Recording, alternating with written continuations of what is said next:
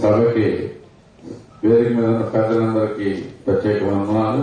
అలాగే ఈరోజు ఈ సమావేశానికి ఇచ్చేసిన పట్టభద్రులందరికీ కూడా ప్రత్యేకమైన థ్యాంక్స్ చెప్తా ఉన్నాం.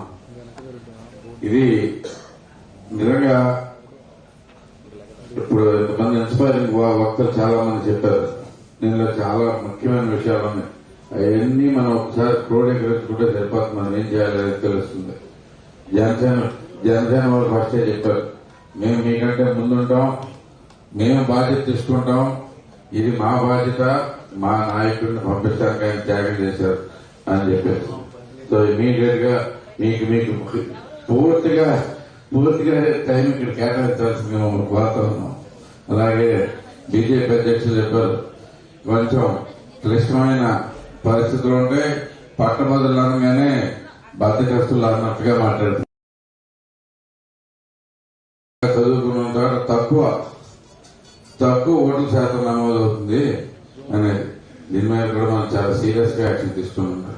అందరం కూడా ఈ అలర్ట్నెస్ మాత్రం ఏమాత్రం పోకుండా, ఎందుకంటే ఇప్పటికైతే పోటీ చేయట్లేదని చెప్తున్నారు మన ప్రత్యర్థులు వైసీపీ. కానీ we don't know, but at the same time మనకి వామపక్షాల నుంచి కూడా గట్టి పోటీ ఉంటుంది.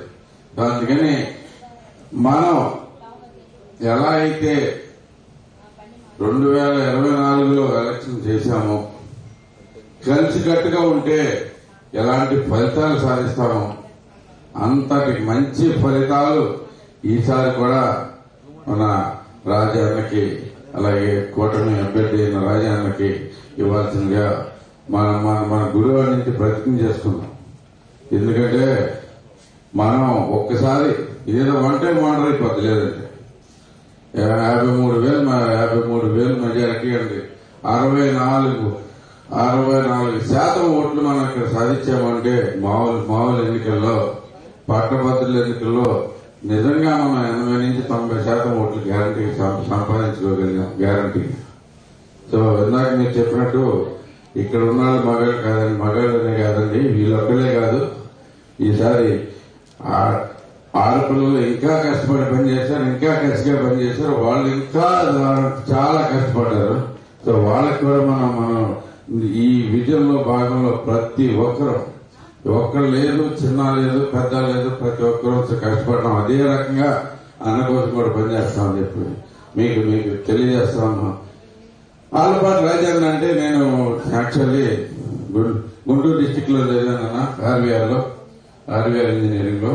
సో మేము చదువుకునేటప్పుడు ఆయన తెలుసుని చెప్పుకుంటాం, మాకు చాలా గొప్పగా ఉండేది. ఆలపాటి రాజన్న కలిసి వచ్చామని, చూసి వచ్చామని, మాట్లాడి వచ్చామని. అండ్ అంతేకాకుండా మనకి మోస్ట్ క్రేజ్ ఉన్న నాయకుడు నాకు బాగా తెలుసు.